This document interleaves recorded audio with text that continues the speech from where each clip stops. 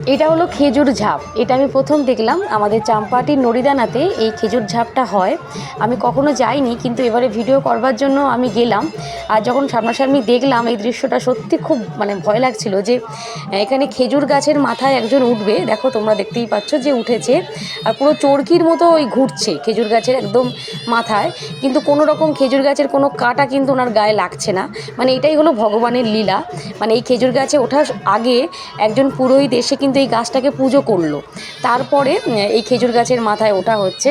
আর দেখো পুরো চরকির মতো ঘুরছে, কিন্তু ওনার কিন্তু কোনো রকম একটু কাটার আঁচড় পড়েনি বা কোনো রক্তপাত হয়নি। এটাই হলো ভগবানের লীলা।